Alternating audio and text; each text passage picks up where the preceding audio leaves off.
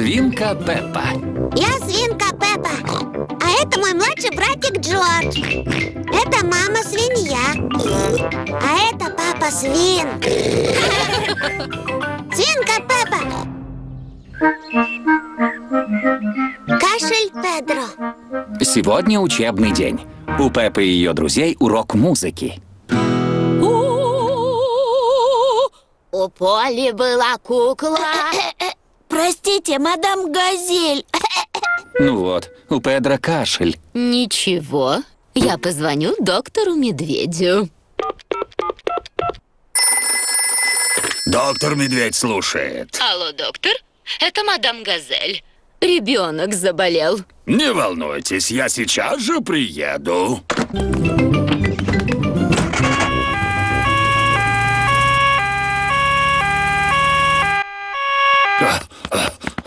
В чем же у вас проблема? У меня кашель. Вижу.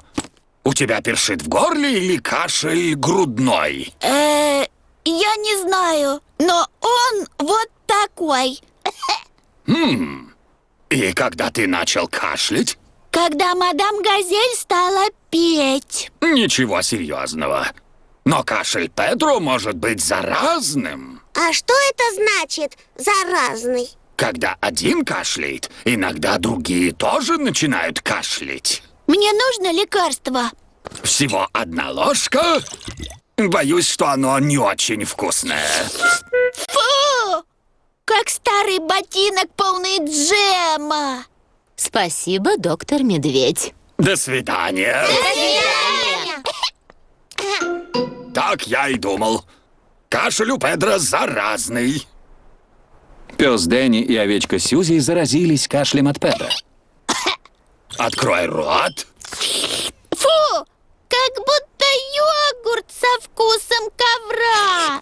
Фу, у него вкус цветов. Молодцы. Вы хорошо принимали лекарства. А вы когда-нибудь болеете, доктор Медведь? Нет, Пеппа, я не болею. Я каждый день съедаю яблоко. До свидания. Пора домой. И за детьми приехали родители. Мама, папа, а у меня кашель. К нам приезжал доктор Медведь и лечил нас. Он дал нам невкусное лекарство. Мадам Газель, теперь вы споете песню? Конечно, Пеппа. У Поли была кукла.